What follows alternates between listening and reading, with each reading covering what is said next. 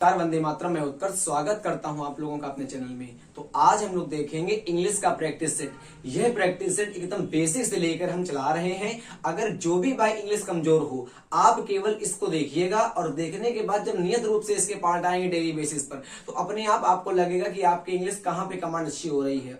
आप एक काम करिएगा कि सारे क्वेश्चन अपनी कॉपी में लिख लीजिएगा और जिस प्रकार हम बताएं उस प्रकार सीखने का प्रयास करिएगा। क्वेश्चन नंबर 1 देखिए, लिखा हुआ है he was the most wisest man I ever new. अब हमारी बात को सुनिएगा। अगर आप लोगों ने एक चैप्टर होता है, उसका नाम होता है डिग्री ऑफ कंपैरिजन।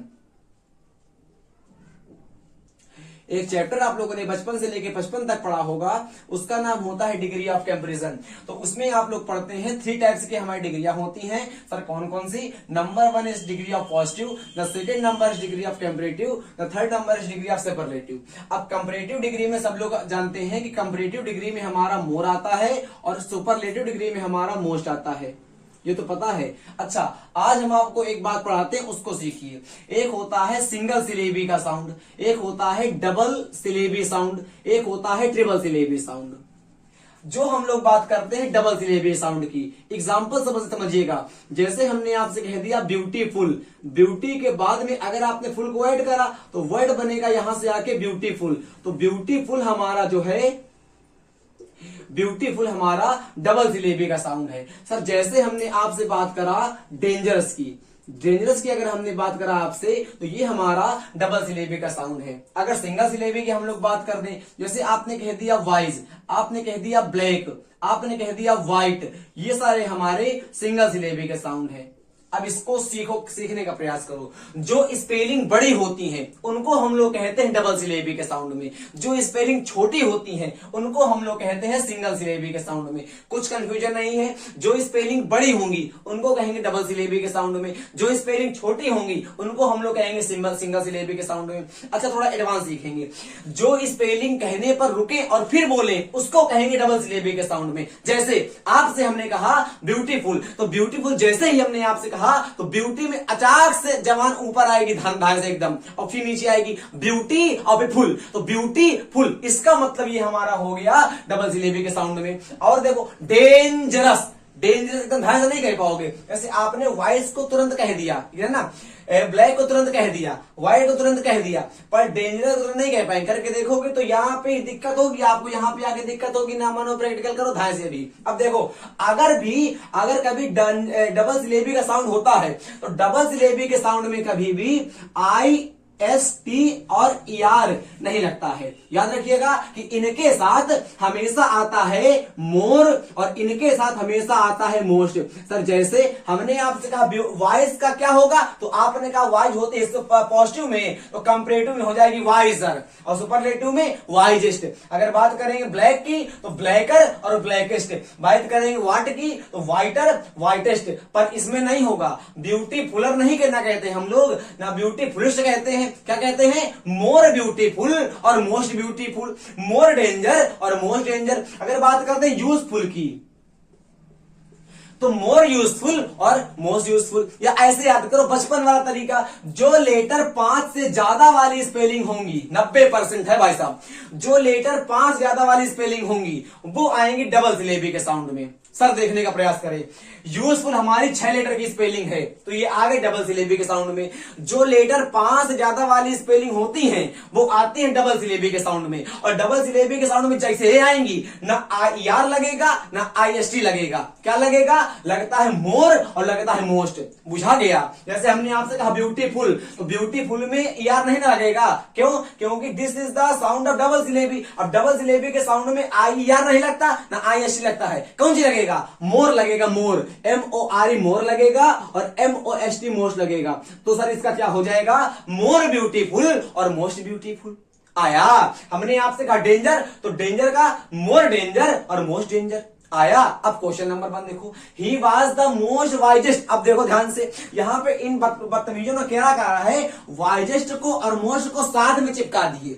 सबसे पहले हमने क्या कहा, वाइज का तो वाइजेस्ट बन गया, अरे इसका तो बन ही गया है। जब बन गया तो नहीं ना बनाएंगे, 2 बार थोड़ी ना बनाएंगे, एक बार तो बनाएंगे।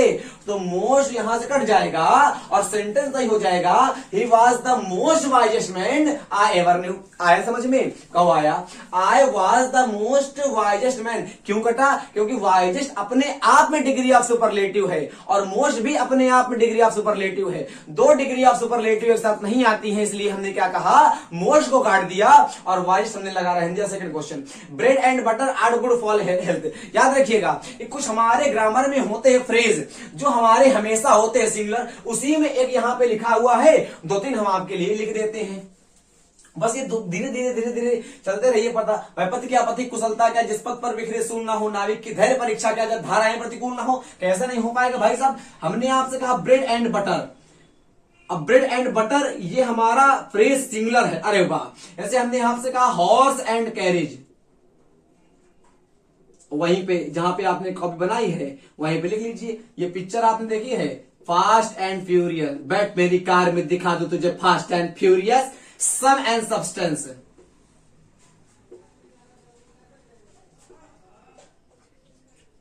ये चार वर्ड मैंने आज आपको दिए, ये चारों वर्ड को रट डालो। अगले वीडियो में चार वर्ड और दे देंगे, तो 3 वीडियो में 12 वर्ड हो जाएंगे, 4 अब बात मजा आएगी। तो bread and butter, horse and carriage, fast and furious, sum substance, इनके साथ अगर ये कभी आएंगे तो इनको देख के आप जैसे एंड को देखेंगे तो एंड लग जाएगा फेविकोल, तो फेविकोल के बाद देखेंगे एक नाउन वहां पे है, एक नाउन यहां पे है, और जैसे है 2 नाउन देखेंगे लगा देंगे वर्ब प्लूरल। नहीं ना हो पाएगा। अगर ये हमारे फ्रेज लिखे हैं, इन फ्रेज के साथ जो वर्ब है, इन फ्रेज के साथ जो हमारी वर्ब है, इन फ्रेज के साथ वर्ब हमेशा आते हैं सिंगुलर। अब देखिएगा, तो ब्रेड एंड बटर के बाद आर नहीं आएगा, तो ब्रेड एंड बटर के बाद क्या आ जाएगा, इज आ जाएगा। क्वेश्चन नंबर 2 में हमारी वर्ब की मिस्टेक थी। क्वेश्चन नंबर 3 देखिए, नो सूनर द सम रोज। अरे वाह, द सन रोज। अब देखिएगा मजा आएगी। आपने बचपन से लेके 55 तक पढ़ा, 56 में करते हैं रिवीजन। देखिएगा, ऐसे हम बताते हैं, राइज, राइज का मतलब होता है उगना। राइज की सेकंड फॉर्म की अगर बात करते हैं रोज, थर्ड फॉर्म की बात करते हैं राइज, रोज, राइजन, राइजन होती है। और मैंने आपको एक रूल पढ़ाने जा रहा हूं, मजा आएगी, देखो ध्यान से। अगर नो सूनर आपको सेंटेंस के शुरुआत में देखने को मिले, या सर कोई निगेटिव वर्ड अगर सेंटेंस के शुरुआत में देखने को मिले, अगर सेंटेंस के शुरुआत में कोई निगेटिव वर्ड देखने को मिले, scarcely, rarely, barely, no sooner, hardly, scarcely, ये सब वर्ड देखने को मिलते हैं। सर कौन कौन से? सर लिखवा दो। सर लिख लीजिए, स्कार्सली लिखिए, स्कार्सली लिखिए, barely, scarcely, barely, rarely, no sooner, seldom, hardly, ये वर्ड याद कर लीजिए। अगर सेंटेंस की शुरुआत में ये वर्ड देखने को मिलेंगे, अगर सेंटेंस की उत्कर्ष बताता है आपको, अगर सेंटेंस की शुरुआत में ये वर्ड देखने को मिलेंगे तो इनके बाद धाए से आ जाती है हेल्पिंग वर्ब। इसी को कहते हैं हम लोग इन्वर्जन, इसी को हम लोग कहते हैं इन्वर्जन। इन्वर्जन का मतलब होता है पलट जाना। आप ना पढ़े हो इन्वर्ट, इन्वर्टेड कॉमा काहे कहते हैं? इन्वर्ट का मतलब होता है उलटना, इन्वर्ट का मतलब होता है उलटना या पलटना। उस कॉमा को पलटा देते हैं, नरेशन नामक चैप्टर की उत्पत्ति होती है, उस चैप्टर को पलटा, उस कॉमा को पलटाते हैं, इन्वर्टेड कॉमा कह देते हैं। कैसे? इन्वर्ट का मतलब होता है पलटना। जब कॉमा को उल्टा दिया जाता है, इन्वर्टेड कॉमा बन जाता है, तो इन्वर्ट के, क्योंकि इन्वर्ट का मतलब होता है पलटना। और यहीं पे अब देखिएगा मजा आ जाएगी आपको, पैसा वापस। इन्वर्ट का मतलब होता है वर्ब। इन्वर्ट क्या है हमारी? इन्वर्ट वर्ब है। अब इसमें लगा दिया आपने आके SION, तो वर्ड निकल के आ गया इन्वर्जन। इन्वर्जन अगर कोई पूछता है तो इन्वर्जन हमारा नाउन पार्ट ऑफ स्पीच है। इन्वर्जन क्या होता है? अगर इन शब्द के बाद सेंटेंस के शुरुआत में, अगर सेंटेंस के शुरुआत में निगेटिव वर्ड देखने को मिलेगा, सेंटेंस की शुरुआत में निगेटिव वर्ड देखने को जैसे ही मिलता है तो हमेशा सब्जेक्ट के पहले आती helping verb. This is the concept of inversion. क्या बुझाया? फिर से बोलिएगा उत्तर से, फिर से सुनिएगा। हमने आपसे कहा अगर सेंटेंस की शुरुआत में कोई निगेटिव वर्ड देखने को मिलता है, अगर सेंटेंस की शुरुआत में कोई निगेटिव वर्ड देखने को मिलता है, सर कौन कौन से निगेटिव वर्ड होते हैं? सर ये लिखे हैं आपके सामने, सर याद कर लो, एक मार रखा था एकदम। Scarcely, barely, rarely, no sooner, seldom, hardly. Scarcely, barely, rarely, no sooner, hardly, scarcely. अरे वाह, स्कार्सली बचा, लिखा तो है।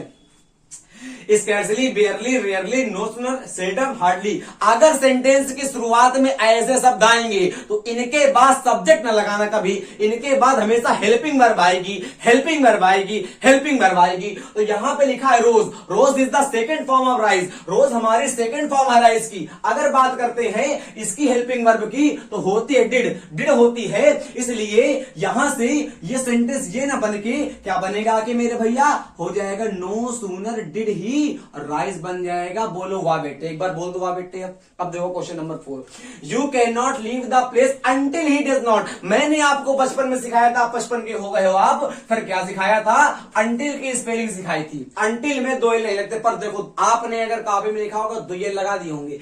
अंटिल में कभी भी 2 एल नहीं आते हैं, याद रखिएगा। और याद रखिएगा क्या सर, 2 एक भाई होते हैं, 2 एक भाई होते हैं। एक का नाम होता है अंटिल, एक का नाम होता है अनलेस। एक का नाम अंटिल है, एक का नाम अनलेस है। काउंटिल, अनकिटिल, एक काउंटलेस, अनलेस। अनलेस होता है हमारा कंडीशन, कंडीशन है। अब भाई साहब, अनलेस हमारा होता है कंडीशनल वर्ड, कंडीशनल पूरे लिखेंगे ना, मजा आती पूरे लिखने में।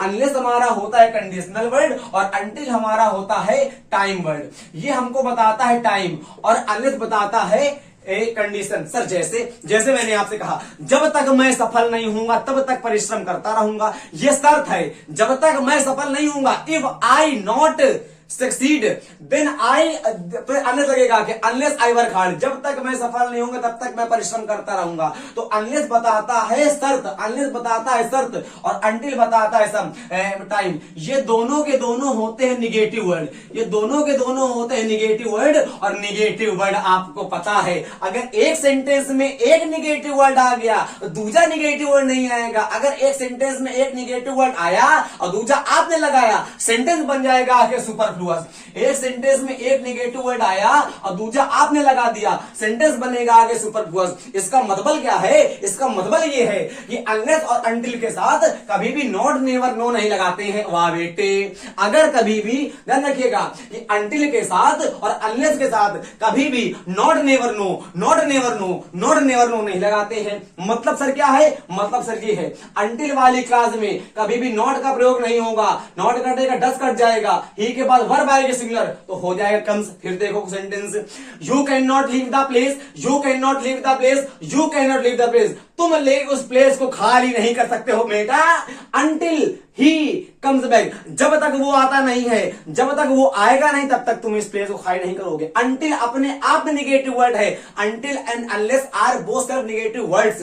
ये दोनों अपने आप में निगेटिव वर्ड हैं। अब जब ये अपने आप में निगेटिव वर्ड होते हैं तो इनके साथ कभी भी no, never, no, no, never, no, हरे वाह बेटे, नो, नेवर, नॉट नहीं लगाते हैं। तो अंटिल वाली क्लास में ध्यान रखिएगा कि इसके जैसे एक सेंटेंस ये लिखा है और ये 2 पार्ट हो गया, यहां पे लगा है कॉमा, तो यहां पे लगा है अगर अंटिल, तो यहां पे नहीं लगेगा कि मतलब जिस सेंटेंस में अंटिल अनलेस होगा वहां पे नॉट नहीं आएगा, पहले वाले में आ जाएगा, कोई दिक्कत नहीं। अरे पहले वाले में लगा तो कोई दिक्कत नहीं हो पाएगी, बाद में ना लगाना। तो देखो ये सेंटेंस कट गया। अब देखो नॉट कटा, तो नॉट की वजह से डस कट गया। अब डस कटेगा तो ही के बाद वर्ब कम नहीं ना आएगा, ही के बाद कम्स आता है। सेंटेंस नंबर नेक्स्ट 3 वर्ड याद करें। लास्ट, एगो, यस्टरडे। लास्ट, एगो, यस्टरडे। मैं बोलता रहूंगा और आप सुनते रहो और मजा पढ़ने का आता रहे। तो ध्यान से, लास्ट, एगो, यस्टरडे। लास्ट, एगो, यस्टरडे। लास्ट, एगो, यस्टरडे। अगर ये आपको देखने को मिलते हैं तो इनके साथ वर्ब आती है, वर्ब की सेकंड फॉर्म, जिसको हम लोग कह देते हैं पास्ट इंडेफिनिट टेंस। देखिएगा, कभी ना भूलिएगा, this rule is very important for competition and academic exam. देखिएगा स्टूडेंट, देखिएगा लिखा हुआ है he has bought a new car. Last आ गई लो, अब जैसे हो लास्ट आ गई लो तो यहां से हेड कटे, हैज कट जाएगा। सर कैसे? सर आपने कर दिया, सर मुझको नहीं आया, सर फिर समझा दो। देखो देखो देखो देखो, लास्ट, एगो, यस्टरडे अगर आपको सेंटेंस में देखने को मिलता है, लास्ट, एगो, यस्टरडे, बस 3 वर्ड याद कर लो, जिंदगी बन जाएगी आपकी। पता नहीं कहां से बनेगी, बन जाएगी। लास्ट, एगो, यस्टरडे अगर आपको देखने को मिलता है तो इनके साथ हमेशा वर्ब की सेकंड फॉर्म आई लो, और वर्ब की सेकंड फॉर्म आई लो।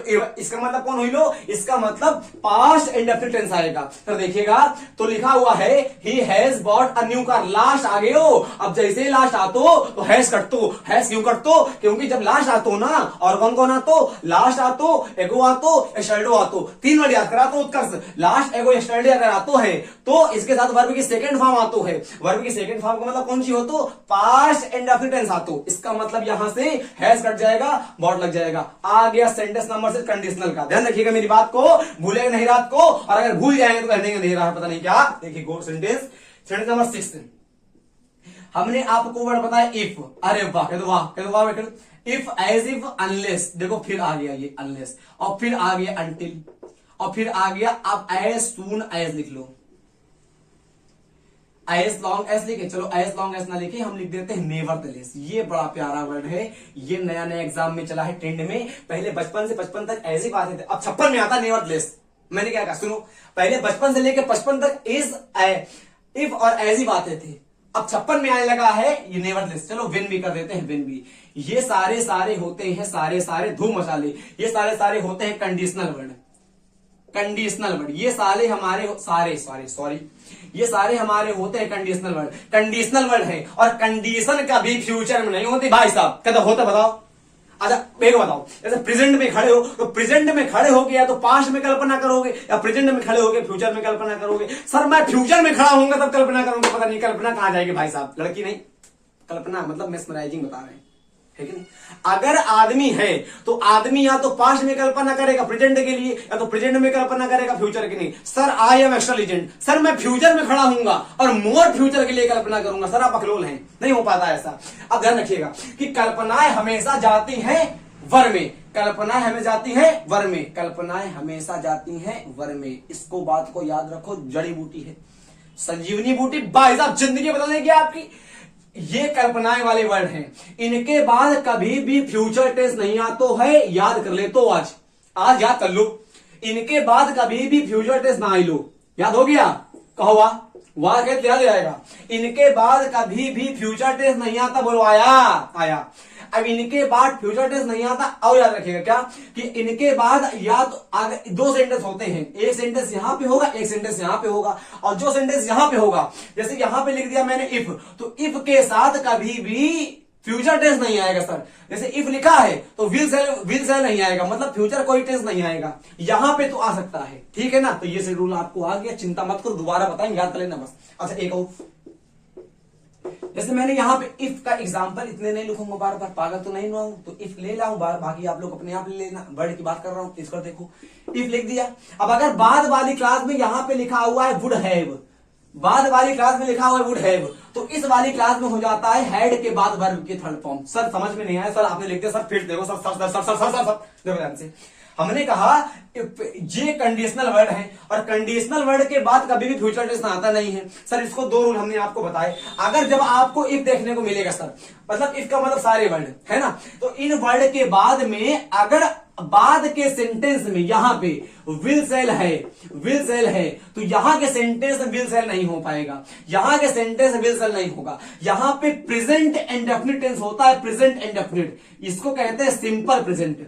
यहां पर प्रेजेंट इंडेफिनिट टेंस होगा या सिंपल प्रेजेंट टेंस होगा। कॉपी लो, पेन में लिखो, कॉपी लो उसमें लिखते रहो, मतलब पेन लो कॉपी में लिखते रहो। उल्टा बोलते थे कहते, तो कोई बात गलती इंसान होती। देखो ध्यान से, सेकंड नंबर, अगर इफ देखने को मिला तो बाद वाली क्लास में वुड हैव के बाद वर्ब की थर्ड फॉर्म आएगी, वुड हैव के बाद वर्ब की थर्ड फॉर्म आएगी, और पहले वाले सेंटेंस में हैड के बाद वर्ब की थर्ड फॉर्म आएगी। सारे गर्भित तरीके से बोर्ड में देखो, question number 6, if I am you, I should आ गए हो। आप जैसे will, would, shall, should, can, could, may, might, must, ought to, ये कुछ भी आएंगे यहाँ पे। तो यहां सेंटेंस में देखोगे हमने क्या कहा था, हमने कहा था कल्पनाएं हमेशा वर में जाती हैं, कल्पनाएं हमेशा वर में जाती हैं बेटे, कल्पनाएं हमेशा वर में जाएंगी। तो इफ आई वर यू और comma I should agree. Question number next, angry आ गया। एंग्री एक ऐसी प्रीपोजिशन है जो आदमी को आता है और आने के बाद चला जाता है, पर आदमी का सब कुछ हो जाता है उसी देर में। देखो एंग्री, एंग्री का मतलब होता है गुस्सा। तो अगर गुस्सा किसी पर्सन समथिंग के ऊपर गुस्सा है तो लगता है एट, एंग्री एट समथिंग। और अगर किसी पर्सन के ऊपर गुस्सा है, पर्सन के ऊपर, तो आएगा विद। एंग्री अगर किसी पर्सन का मतलब तो बुझाता ही ना होगा, तो पर्सन का अगर गुस्सा है तो आएगा विद, और किसी चीज पे गुस्सा है तो आएगा एट। अच्छा एंग्री का एक भाई होता है एनवाय, कौन सा एनवाय है बेटा, एनवाय। और इसका भाई होता है एनसीएस। जितने भी तीनों हैं ये तीनों के केस सेम होते हैं सर। देखिए सर, एंग्री, एनवाय और NCS, angry, envoy, NCS, angry, envoy, NCS, angry, envoy, NCS, angry, envoy और एनसीएस। देखो, एंग्री के बाद कोई चीज से गुस्सा हो गए तुम तो वहां पे एट आएगा, किसी पर्सन से गुस्सा हो गए तो वहां पे विद आएगा। और ऐसा एंग्री का केस होता है वही होता है एनवाय, एनवाय का केस। एनवाय का मतलब भी होता है इरिटेट कर देना, एनसीएस का मतलब भी होता है झला देना। तो my teacher was angry, on में नहीं होता, अ टीचर मी, मैं पर्सन तो हूं, थिंक तो हो नहीं, कोई जेन्युइन सी बात है यार। तो यहाँ पे विद आ जाएगा। विद का मतलब होता है इंसान से गुस्सा। हाँ रे, देखो प्रेपोजिशन का कतई ध्यान वाला कॉन्सेप्ट आ गया आपको, उसका सिखा देगा, मजा आ जाएगी आपको। देखो अगर आज तक नहीं पढ़ा होगा तो देख लो, आज अगर पढ़ लोगे मुझसे तो कभी भूल नहीं पाओगे, क्योंकि संडो देखो झुकेगा इस साल। आओ देखो ध्यान से, एक होता है प्रेपोजिशन चैप्टर, इसको प्रीपोजिशन ना कहा करो, गांव का परिचय ना दिया करो, हो गांव के तो क्या हो गया, अब शहर के हो जाओ। एक होता है प्रेपोजिशन, प्रेपोजिशन में एक चेंजमेंट होता है केमिकल चेंजमेंट और एक होता है फिजिकल चेंजमेंट। प्रेपोजिशन में एक होता है केमिकल चेंजमेंट, एक होता है फिजिकल चेंजमेंट। देखो ध्यान से, केमिकल चेंजमेंट और फिजिकल चेंजमेंट में अंतर क्या होता है। जैसे ये एक इंसान खड़ा है, इसका आपने गर्दन काट दी और गर्दन काट के यहाँ पे कर दिया, इधर कर दिया, अल्लू। अब गर्दन को जोड़ पाओ का नहीं सर, सर इसको तो मैं जोड़ दूंगा सर, हमको जोड़ने में कहा, इरेज का ध्यान इधर रख, मजा आएगा। तो इसको तो मैं जोड़ दूंगा, पर अगर किसी इंसान की आपने गर्दन काट दी तो बन जाए कासमोरा, और कासमोरा आपका ले जाएगा पता नहीं क्या, है ना। तो अगर किसी इंसान की गर्दन काट दी तो उसको वापस जोड़ नहीं पाएंगे, तो ये होता है केमिकल चेंज, बस आ गया, है कि नहीं। केमिकल चेंज का मतलब होता है चीज वापस लौट के ना आ पाए, 7 समुंदर पार में तेरे पीछे पीछे आ गई तो फिजिकल चेंजमेंट हो जाएगा वो, क्योंकि वो आ गई चली भी जाएगी, है कि नहीं। उदाहरण देखो, 7 समुंदर पार में तेरे पीछे पीछे आ गई, जब आए तो चली भी जाएगी, और जब एक चीज आतो और चली जातो तो होता फिजिकल चेंजमेंट। फिजिकल चेंजमेंट में चीज अपने आप को वापस ट्रांसफॉर्म कर लेती है, और केमिकल चेंजमेंट में चीज अपने आप को वापस ट्रांसफॉर्म नहीं कर पाती है। बस यही होता है कॉन्सेप्ट। जैसे सर, आपने दूध को फाड़ दिया और दूध को फाड़ा और दूध को फाड़ा और कड़ बनाया, दूध को फाड़ दिया। अरे भाई साहब, मिल्क को देखो, मिल्क, यहां पे मिल्क है और यहां पे कर्ड है ना। ये मैंने कहा मिल्क है और ये मैंने कहा कर्ड है। अब एक बात कल्पना करके देखो, जैसे मैं मिल्क को फाड़ दूंगा, बढ़िया लेमन निचोड़ दूंगा, स्क्वीज द लेमन, नींबू निचोड़ो, है कि नहीं। जैसे मैंने यहाँ पे नींबू निचोड़ा और नींबू निचोड़ के दूध को फाड़ दिया, कर्ड बना दिया, दही बना दिया, तो मिल्क से कर्ड तो बन पाएगा, पर कर्ड से मिल्क नहीं बन पाएगा। जब एक चीज हो गई लो और दोबारा ना हो पाई लो, तो ये होता है केमिकल चेंजमेंट। केमिकल चेंजमेंट मतलब पत्ते पेड़ टूट गिर गए। अब जैसे ही पत्ते टूटेंगे पेड़ से और गिरेंगे जमीन में, तो क्या आप फेविकोल लगा के फिर जोड़ोगे पत्ते, सर मेरे पत्ते जुड़ेंगे, सर मैं पत्ते जोड़ दूंगा, सर मेरा फिजिकल चेंजमेंट हो जाएगा, सर बदल दूंगा, ऐसा नहीं होता है। तो केमिकल चेंजमेंट का मतलब होता है अगर एक चीज वापस हो पाए और दोबारा वापस ना हो पाए। अरे वाह, देख रहे हो, एक चीज वापस हो पाए और दोबारा वापस ना हो पाए, दिस इज केमिकल चेंजमेंट। और फिजिकल चेंजमेंट में चीज वापस हो जाती है। जैसे मैंने इस डस्टर को फाड़ दिया तो मैं फिर जोड़ दूंगा फेविक्विक लगा के या फेविकोल लगा के, डस्टर मेरा है, आया आया आया, बस आ गया। क्वेश्चन देखो, फ्लोर का मतलब आटा होता है। Floor is made of milk, ये कौन सी होता है यार, फ्लोर इज मेड ऑफ, यहां राइस लिखो यार, वीट का मतलब हम अरे भाई साहब देख रहे हो, मैं दूध से आटा बना दूंगा। सेंटेंस में गलती देखो और कितनी भयंकर गलती हो गई, मैं दूध से आटा बना रहा हूं। क्वेश्चन देखिए, floor is made of wheat, floor का मतलब होता है आटा। आटा जो है वो गेहूं से बन गया है। अब जब आटा गेहूं से बना है तो वह गेहूं को दोबारा, आटा गेहूं से बन गया है कि आटे को दोबारा बना पाओगे गेहूं में। जैसे आप कल्पना करके देखिए, चक्की गए और डाल दिया गेहूं, तो चक्की वाले ने किया क्या, आटा को पीस दिया, अरे मैं गेहूं को पीस दिया। अब जैसे ही वो गेहूं को पीसेगा तो आटा बन जाएगा। क्या दोबारा कर पाएगा कि आटा से गेहूं बना दे, नहीं हो पाएगा। मतलब जो एक चीज हो पाए और दोबारा ना हो पाए होता है केमिकल चेंज। और केमिकल चेंज में हमेशा आता है फ्रॉम, केमिकल चेंज में आता है फ्रॉम और फिजिकल चेंज में आता है ऑफ। सर याद कैसे रखेंगे, सर आपने दूध को फाड़ा था ना और मिल्क बनाया था ना, जब दूध फट गया, जब दूध फटतो है और तो ये फ्रॉम आतो है, बस याद हो गया। जैसे ही दूध फटा था, दूध फटने से, देखो फटने से मिल्क से हमारा कण बन गया। अब जब मिल्क से कण बना तो मिल्क को फाड़ दिया, मिल्क को फाड़ दिया, कण बना दिया। जो एक चीज हो जाए दोबारा ना हो पाए वो केमिकल चेंज, और chemical change takes from, chemical change हमेशा फ्रॉम को लेता है। यहां से ऑफ कट जाएगा और फ्रॉम लग जाएगा किस जगह, इस जगह। Question number next, her dress was made from नहीं होगा, यहां पे ऑफ होगा क्योंकि उसकी ड्रेस सिल्क से बनी थी, उसने अपनी ड्रेस को फाड़ दिया, सिल्क निकल आई, बढ़िया बढ़िया सिल्क निकल आई, और जैसे ही सिल्क निकली तो कहती मैं अपनी ड्रेस फिर बनाऊंगी, तो सिल्क को फिर सिल देगी। अब बताओ सिल्क रूट को ध्वस्त किसने किया था, कनिष्क ने, याद करना है।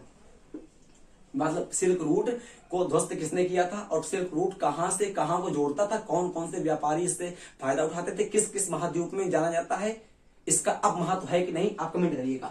हर ड्रेस वाज मेड और फ्रॉम घटेगा, ऑफ लग जाएगा। क्वेश्चन नंबर नेक्स्ट, ये क्वेश्चन है क्वेश्चन टैग का। This question is related in the chapter of question tag, and question tag is a very important chapter of upcoming exam competition. ध्यान से, एक सेंटेंस है, एक सेंटेंस जैसे, तो यहां पे बस जैसा एक रूल बता दूंगा, बता देगा उत्तर से, बस वैसा पूरा क्वेश्चन खत्म। यहां पे जो सब्जेक्ट होगा वो यहां पे सब्जेक्ट आएगा, यहां पे जो वर्ब होगी वो यहां पे वर्ब आएगी। सर जैसे यहां पे इज लिखा रहेगा तो यहां पे आ जाएगा इज नॉट, और नॉट को हमेशा ऐसे लिख देना। यहां पे लिखा रहेगा अगर आर तो यहां पे आ जाएगा आरंट।